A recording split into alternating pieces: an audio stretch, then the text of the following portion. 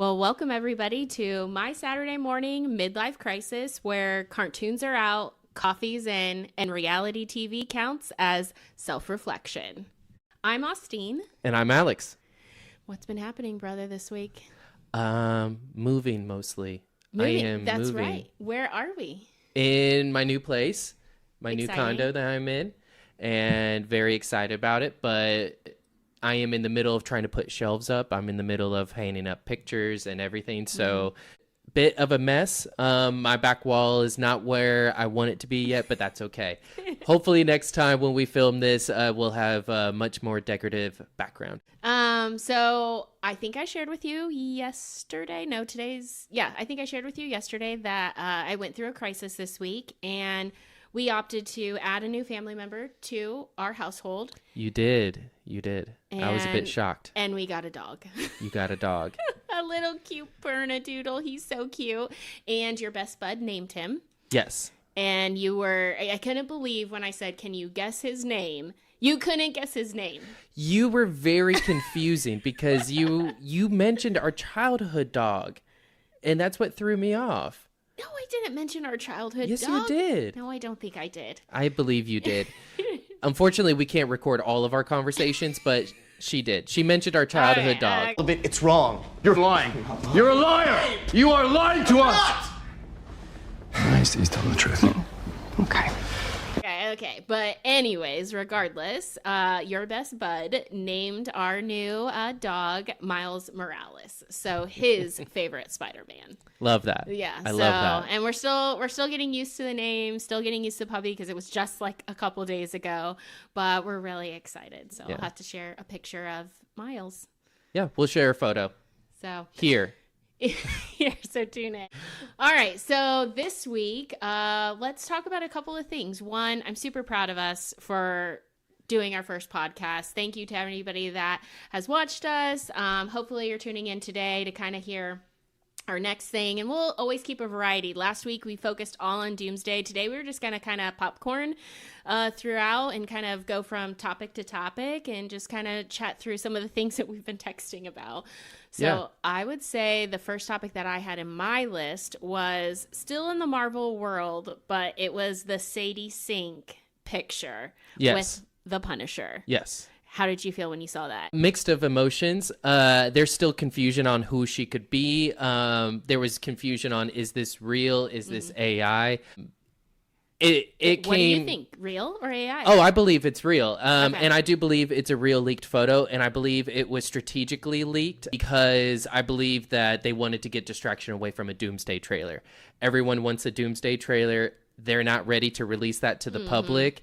I'm still 10 toes down that they won't release it until August, but that's what I think, that they released that photo to distract people. So now people are starting to talk about Sadie Sink, her role, who could she be? So that way no one's really talking about the Doomsday trailer. Well, and what I thought when I saw that, and then I started to see social medias talk about his sidekick and Lady Punisher, I was like, we did it first. Or I felt that way. We did. With the post that was one of our first, 4 or 5 posts.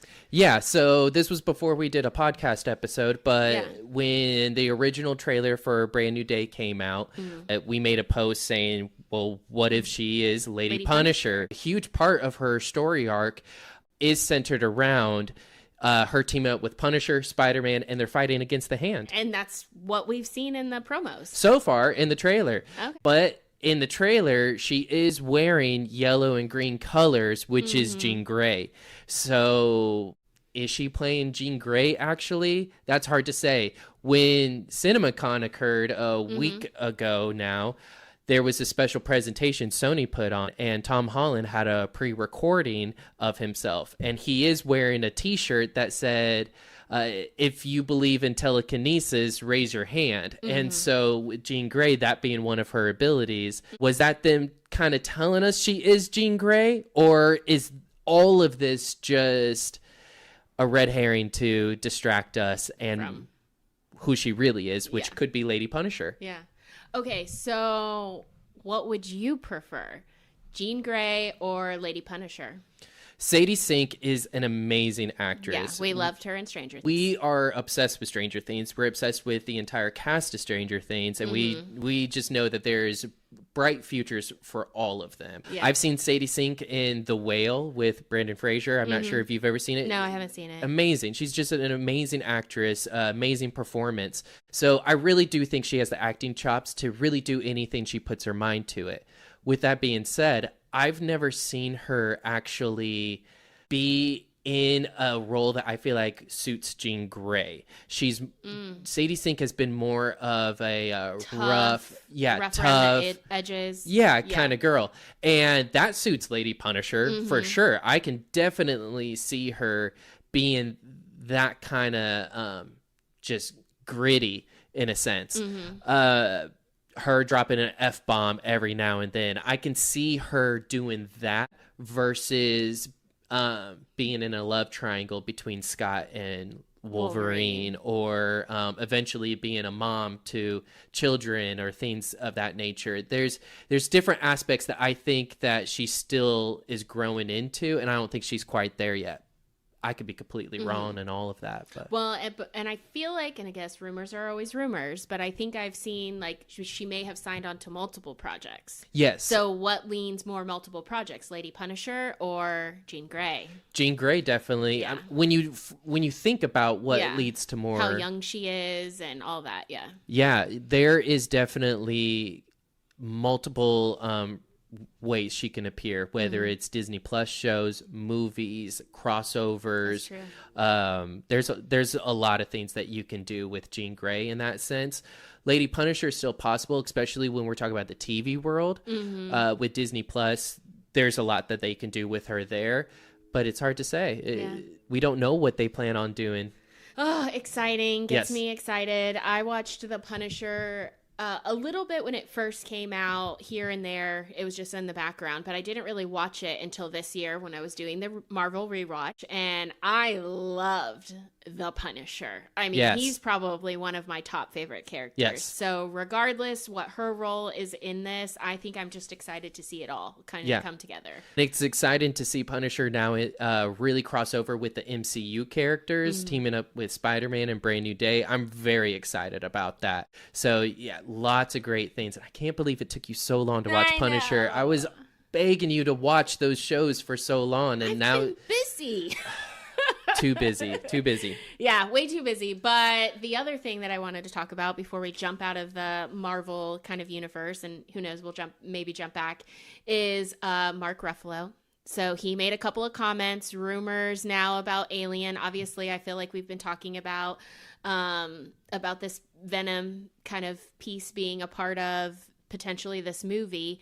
I promise you 1,000% that he'll be fighting an alien in the future. Thank you very much. So what do you think? Do you think he was bluffing? Do you think that he was saying something true? Do you think he spoiled something, or do you think it was kind of known? What's happening? Yeah, I think that there's some truth to what he's saying, because Mark Ruffalo is known as one of the spoiler bros in the MCU with Tom Holland and some others, but he's known for accidentally letting some things slip. Yeah. So I do think that there is truth to that. However, I think people are thinking about Brand New Day, but I don't think that that's where we're going to see it.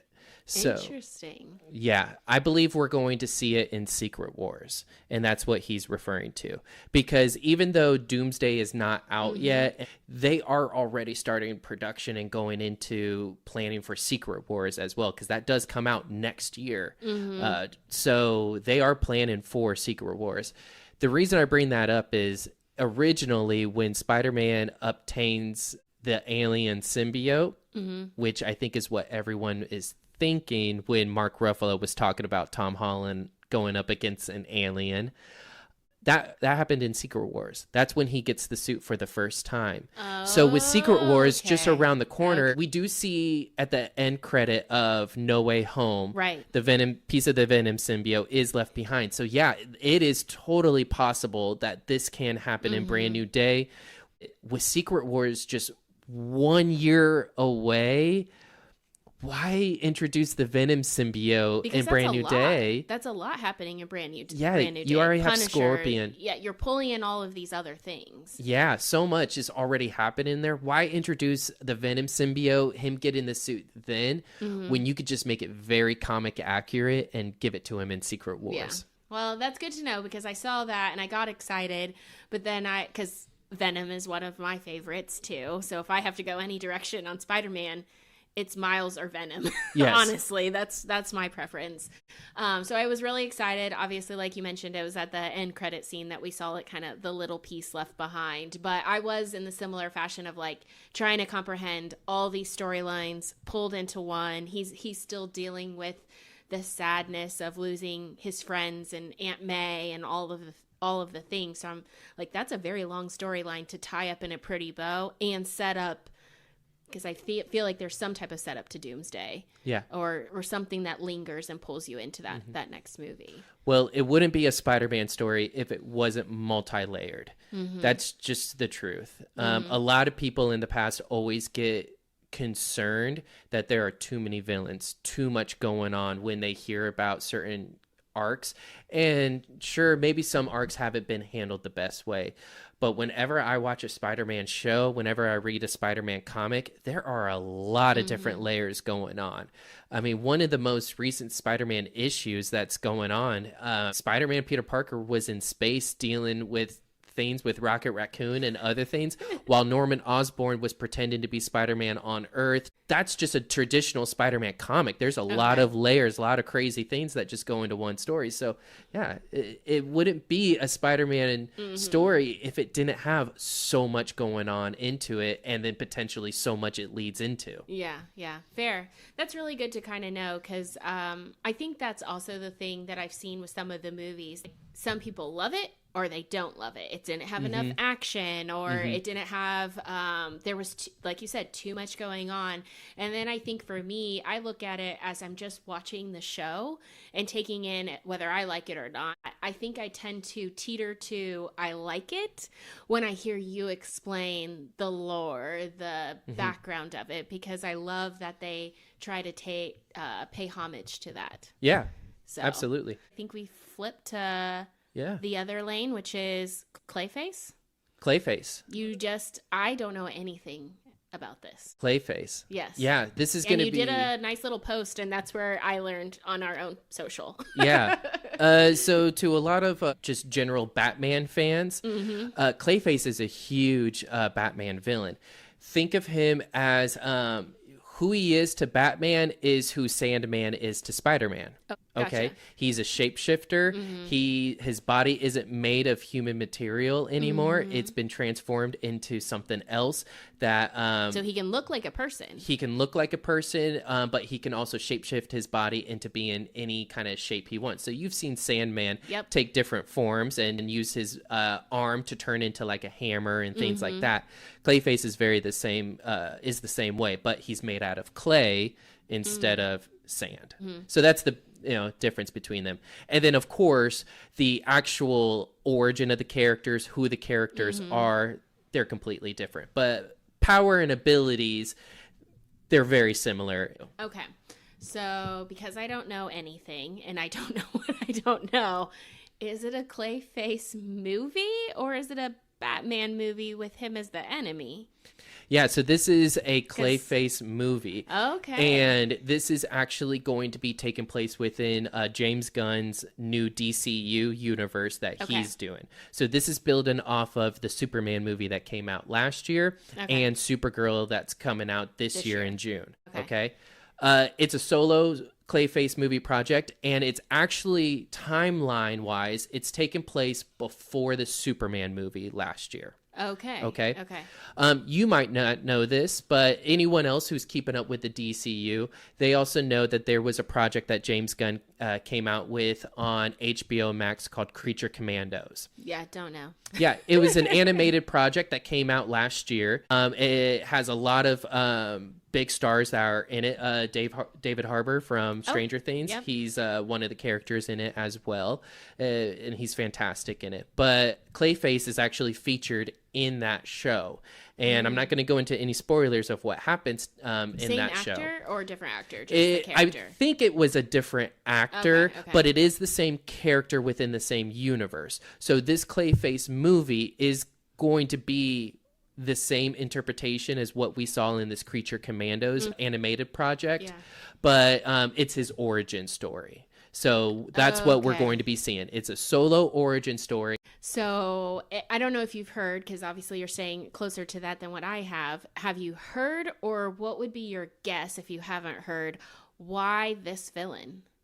Why, like, if you're restarting and you're rebooting, why this particular Batman villain? Yeah, I really don't know why James Gunn decided to go with this. I don't know if this was already something that was in development before James Gunn had taken over, but he's just an awesome villain. Yeah. So to kind of give some information, and anyone that wants to really learn about Clayface, the easiest way that you can really learn about him and the fastest way you can learn about him is, I would direct everyone to watch the 1990s animated Batman TV show. Okay. So Batman the Animated Series, there are 2 episodes. It's called Feet of Clay Part 1 and Part 2. It's in season 1 of Batman the Animated Series. And it's rated as one of the greatest shows, one of the greatest episodes of this show. And it's starring Ron Perlman as Clayface. A lot of people know Ron Perlman from Sons of Anarchy. He was Hellboy in the Hellboy franchise.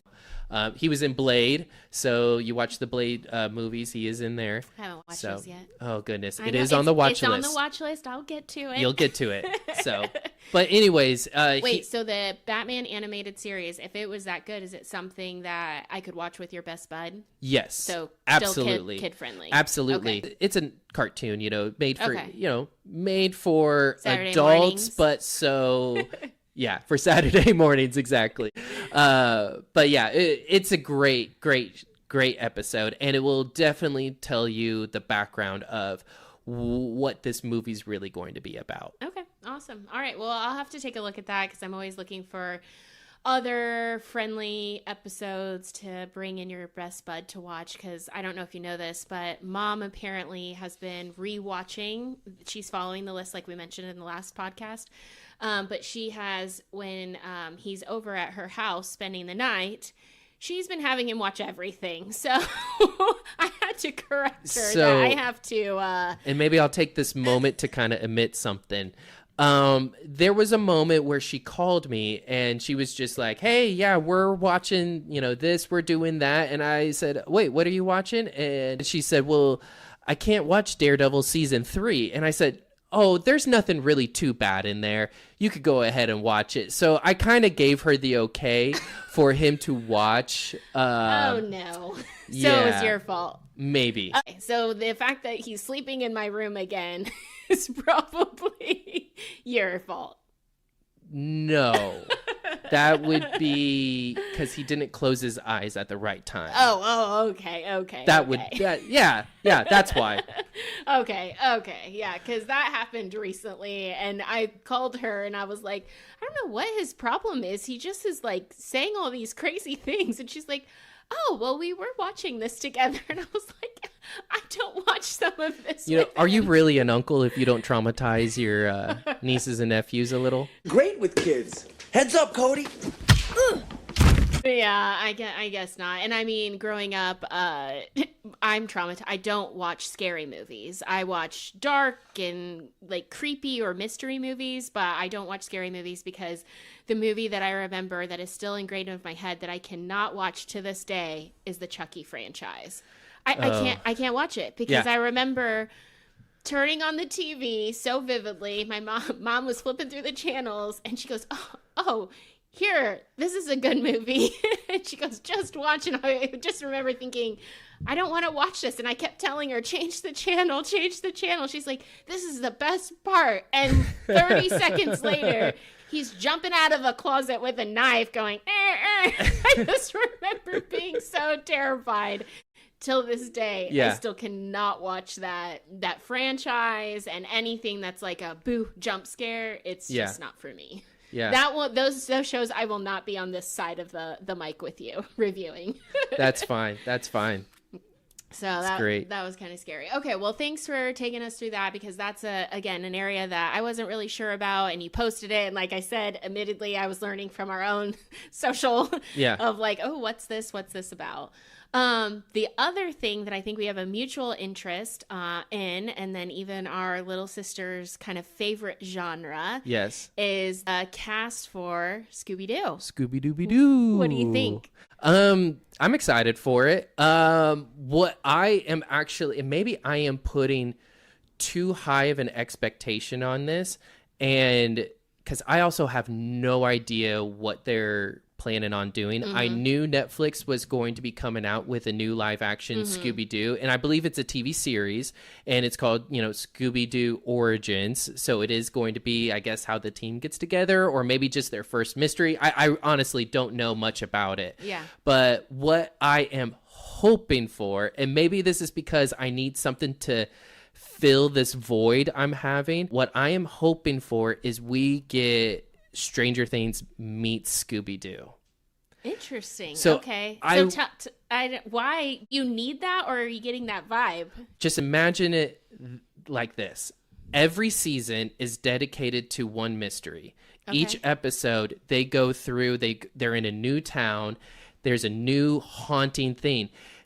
As we witness everything, just as they are witnessing everything, we see monsters, we see ghosts, we see weird things that are just, this does not make sense. But when we get to the last episode, it's just a person in a mask. Yeah. So imagine if everything you're witnessing, it looks like Stranger Things, it sounds like Stranger Things, but then at the end, it's like, here's the animatronic, here's the whatever person using a costume or hologram they're using. I think that would just be a very fun twist. You could make it almost like an anthology series, because the seasons don't have to connect. They can be their own specific, just one season that the only thing that is consistent is the main cast, the mystery team. Yeah, well, I know I'm super excited. Our little sister's favorite area to follow, which has always been Scooby-Doo. I don't think I've watched all of the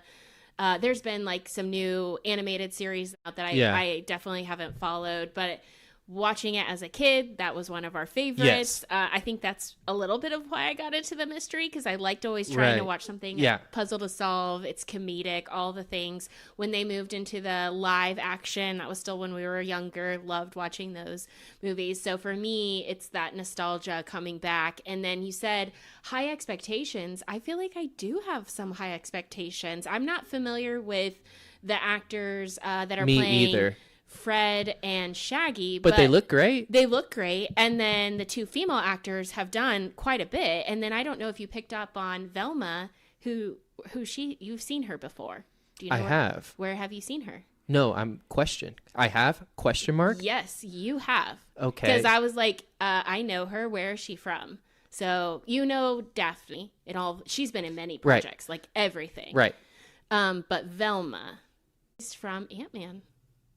She was Cassie, little Cassie. Original Ant-Man? Yeah. So little Cassie, not recasted little Cassie. Little one. Oh, wow. Yeah, I had no idea. She's all grown up. She's all grown up. Yeah, so I thought that was pretty kind of fun, and I thought she was a tremendous little actor in those movies. Yeah, she was in the first two Ant-Mans. Yeah, a lot of personality, very vocal, and then I'm like, I could definitely imagine her being in a Velma kind of type of role. So very cool. Yeah, I did not realize that was her. I feel like when I saw the casting come out, again, not knowing Shaggy's probably going to be the tipping scale. So yeah, Shaggy, it's hard to beat Matthew Lillard. It doesn't top that. It's going to be a hard watch, but just knowing that they've casted the other two that I'm at least familiar with, I kind of do have high expectations. And then I'm a little nervous on how they do Scooby.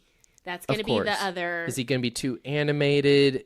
too realistic looking. Yeah, they have you to know. be very careful with that. But Yeah. it's definitely one that I'll watch. How would you like Scooby? Would you like him to be very realistic, or would you like more of like the Sonic the Hedgehog approach, where clearly he's animated, but how do you feel? What do you think you would like more?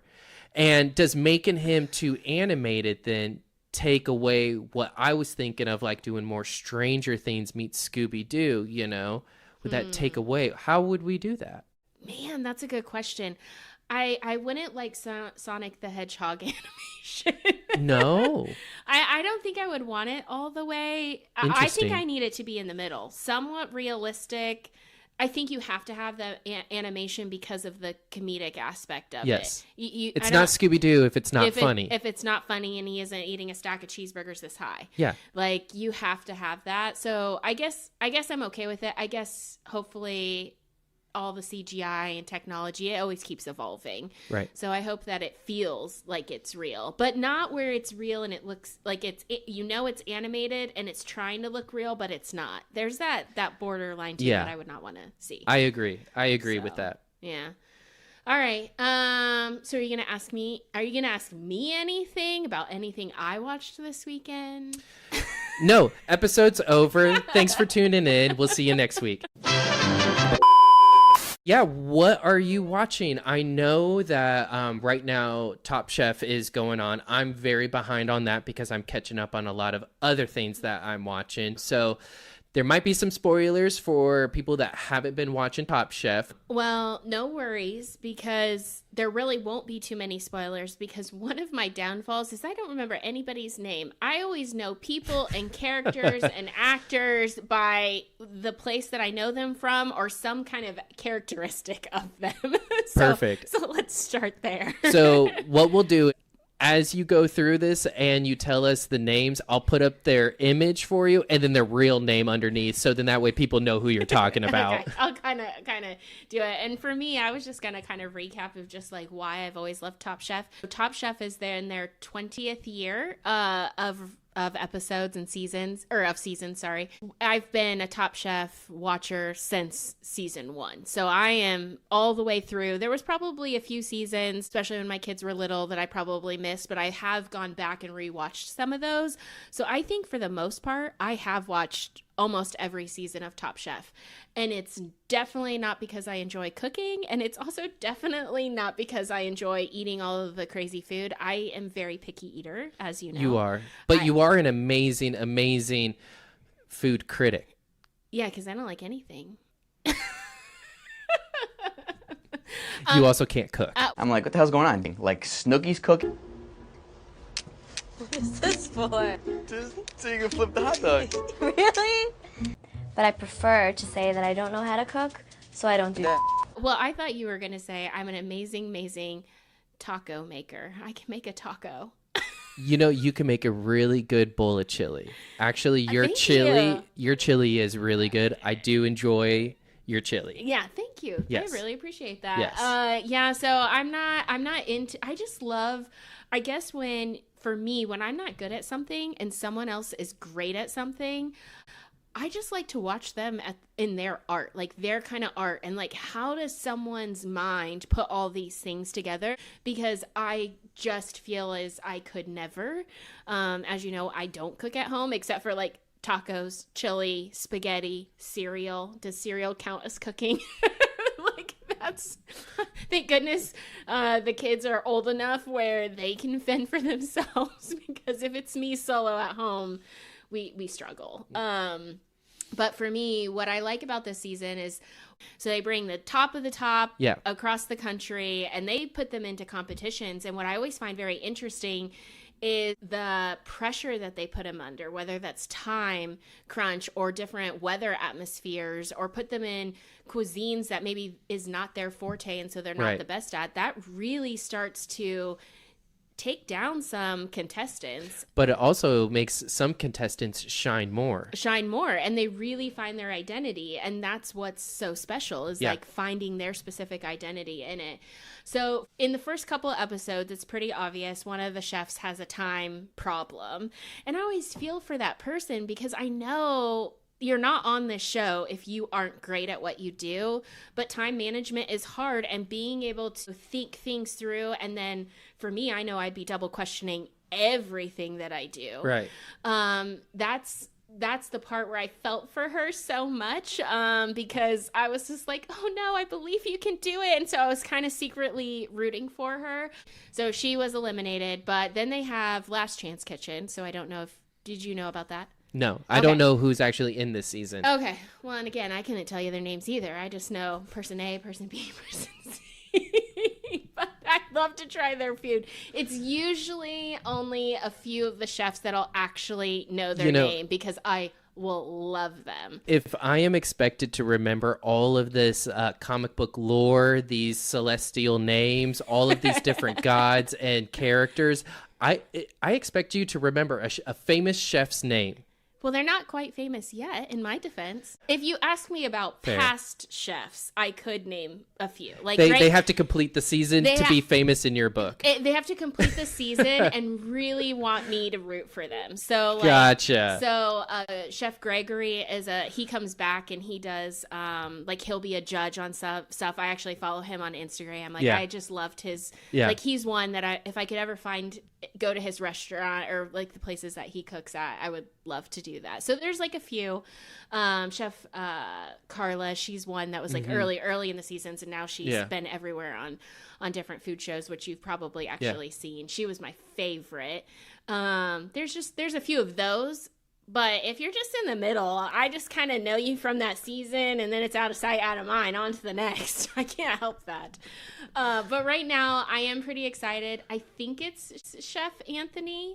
Oh, I hope that I'm getting it right. He's probably the one that I'm rooting for the most. I think if I remember correctly, because again, it goes in one ear and out the other sometimes, but I think he's worked with the winner of last season's Top Chef. And so for me, I guess I already have higher expectations of him.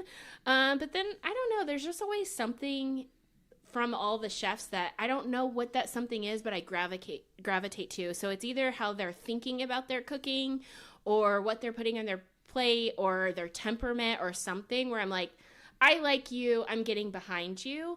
I think with this season of Top Chef, I am kind of struggling. It is their, like I said, 20th season. So I haven't found anybody that is the star that I'm really rooting for, or has a fabulous personality, or is really going outside of the box. I haven't found that person yet to root for. So maybe that's what at the end of the season will be so exciting, that they're so close and I could really be behind anyone. I think right now I'm struggling because there is a couple on the show, and the couple is very distracting through these episodes. So it's a couple. They really haven't done couples. They've done siblings. There are twins on this show, and they're both, really talented. They look exactly the same. They're identical twins. So that's been fine, but I haven't seen a couple dynamic before, and the couple is driving me crazy. And I think when you watch it, it'll drive you crazy. I don't like... Give me a little bit. What's something that they have done? Because I haven't seen it yet. So I think it's very sweet. So they're a long-term committed couple, but they aren't married, and that's fine, completely fine. But it seems I got the impression that she would if he asked her, she would say yes. And so for me, I'm if a couple is together and they're hey, we're happy to be together, we don't want that, put a label on it, I can get behind that. But when one has the feeling of if you gave me a label, I would take it. I see what you're saying. I'm kind of give them the label if it's been this long. If you have a restaurant together, if you've made all these other lifelong commitments, just finish it. I don't know. Seal the deal. Yeah. What the heck? So that's been throwing me off. And I think what's been sweet about it, where I have to give him kudos, is I think he sees all of her talent and potential. And so he's I'll do this because I think maybe she's more of the stronger chef between the two. That's the vibe I get. Again, I'm not tasting any of the food, so what do I know? But that's just the vibe I get. And I think he's rooting for her and wanting to do it for her, which is nice. but just how he is, his demeanor just rubs me the wrong way. Interesting. I don't know why. I don't love it. I feel like you'd feel the same way. Now I'm gonna have to catch up. But the problem is she, I guess, got injured before the show even started. Okay. And has like a little like, they don't know what's wrong, but maybe a pinched nerve or something. They haven't revealed, but she's struggling in the competition just from the sheer fact of not the food she's creating, but just getting it done. Not from a time management either. It's just she gets it done. She gets it to the plate. It tastes well. She's done well, but you can just see she's physically struggling. And I think like that plus the dynamic of the relationship, not that it's over-indexed on, I don't want to give that impression. For me, I find it so distracting. So where I'm at right now is now they're both gone for a variety of reasons, which I do think adds a little, is interesting of how they got to being gone. But and then I saw Last Chance Kitchen, so I won't spoil the final outcome of where we are. But I'll be interested in this coming week's episode of like what's really going to happen with the show. Is now am I going to feel more engaged into it? Okay. But here's the question: What's your first go-to race? Humans or night elves? Really? I go orc I do first, like orc, and then night elf. It's good to connect with a fellow nerd, so shout out Anthony. And then last night I watched Michael. Went to the theaters and watched the Michael Jackson movie, and I liked it. Yeah, please, no spoilers, because I do want to see it, even though it's his life. Yeah, it's his life. So it's, but obviously, tell us, how was it? I liked it. Music was great. Music was great. I thought, and it's his nephew. Yeah, that's playing. I thought he did a fabulous job. I thought all the actors in the movie did a really nice job. And I looked at it because when we were getting drinks before the movie, somebody asked, what are you here to see, etc. She actually made a fun little drink. It was called the King of Pop, and she put Pop Rocks on the top of it. And literally when you put the Pop Rocks on, it started like popping off, and then there was glitter in it. So it was really fun that she made. So that was exciting. But besides, so I feel like super excited to go. And she had mentioned just as we were talking, she had heard 50-50. Some people didn't like it. Interesting. And then obviously I went with the crowd. So I got at least a little bit of feedback, and it was like, oh yeah, it was fine. And I was like, well, what were you expecting? I guess I went in with no expectations. Mm-hmm. And I was like, I don't know. I just, I thought it was fine. Where on my side, I was like, no, I really liked it, especially seeing it in a theater, some of the music elements. I feel like when you hear Michael Jackson, if you're going in knowing that it was his family that helped, his family's in it, his family, meaning like his nephew is playing him, and then Bravo connection. I don't think you've ever watched the Shaws of Sunset. I have not. Okay, so Asa is part of the Shaws of Sunset. Really liked it. Now there's the Valley with the Shaws. So you have the Valley, which is Vanderpump, but then you also have the Shaws version of the Valley, and that I actually have watched too, and that was really good. I think Jermaine Jr., and they have a son, and he even has a little cameo appearance. So there's like these different elements. I believe Prince is also a producer on it as well. So I just feel like it's coming from the family, and I just felt like they gave us an insight to their world and how they saw Michael.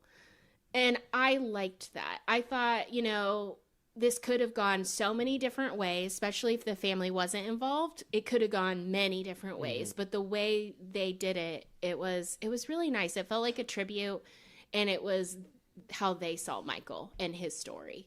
Cool. So I liked it. Again, some other people probably won't like it, but the music was great in the theater. Did they focus on like one specific like time frame of his career, or did it really just span through the whole? So good question. Child to the peak of his career, and then how they kind of wrapped it and concluded it was again very soft. I think. Yeah. If you take the lens and know his family helped, I feel like I'll use the word craft it.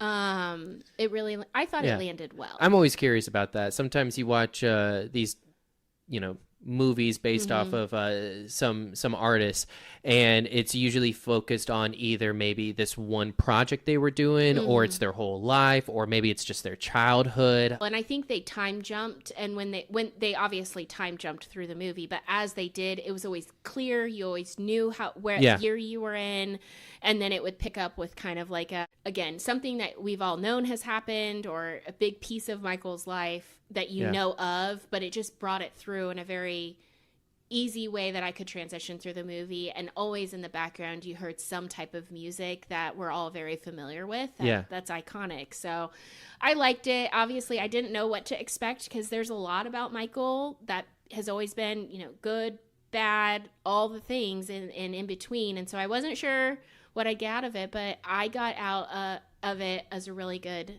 movie that I enjoyed for a night out. So yeah, awesome. So that's kind of what I've been watching this week. I'll try and catch up on The Valley, so hopefully we can talk about that next week. Yes, I've been holding back so much, people. I do want to talk about The Valley. I know. I've struggled. I think the first episode I was really excited, but I have to really sit and watch The Valley. I can't watch it with background noise because there is so much going on all the time. So yeah, I am excited to talk about The Valley because I know I'll have opinions. When I talked about reality TV as self-reflection, The Valley provides a lot of that for me. Am I doing well in life, or do I need to do better? That's not good if that's your measurement that you're using. Hold on, you're not officially divorced yet? Divorce me, please! Do it for me! I'm performative! She's performative? I love you. Check, please. You guys building bars and then making them go out of business.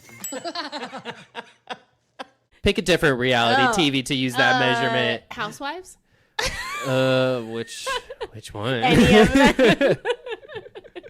I feel like for me, Housewives is something, my husband's always just like, why do you watch this? This is crazy. And I'm like, it makes me feel so much better about my life, knowing that my life, no matter how chaotic I feel and how much crazy is going on, it feels like it's not that bad. This is what I think. I believe if this is for everyone that loves reality TV, and this is for everyone that is not married or maybe not fully in a committed relationship yet. Okay. Reality TV is going to be the test of your relationship. Watch it with your partner and find out how they react to certain situations. Would they say, oh, I agree with what so-and-so said, and then you can step back and go, oh, you agree with them? Yeah. Or they say, okay, you agree with them. I think that would be, people say, move in before you get married. That's or how go you on a long vacation. Go on a long vacation. No, watch a full season of reality TV. That's how you'll know if you can marry the person. Yeah, actually, that's a good point. Because when we introduced you to Vanderpump, yes, that was the beginning of my relationship. Beginning of your relationship, and there was some people that you were like, not this person. Yep, yep. And I think that made my partner go, he's a good one. He's a good one. I love that. That's a good tip. A tip for if you are in a crisis right now, relationship wise. Like, just forget the vacation if you can't afford that. Yeah. Then reality TV. Don't do the magazine. 1, I don't know if people even still do the magazine quiz test of is he a good partner or not. No, just have him watch reality TV with you. You'll find out. Yeah. Oh my gosh, I love that. All right. Well, I have a busy day today. We've had basketball and soccer already all this weekend. We have the same schedule for today, so I think we gotta wrap up and then catch up again next week. I think we forgot to say what all the kids say, which is like, subscribe, follow, do it all. Put a comment in the thing. All engagement is important. I'm learning that as a newbie. Absolutely. Yes. Like, follow, subscribe so you don't miss out on anything. Our handle. Yes. We are at Austine and Alex. We are on TikTok, Instagram, YouTube, and Spotify. Yeah. Enjoy. We'll look to see you guys next week. Yeah, thanks. Bye. Bye.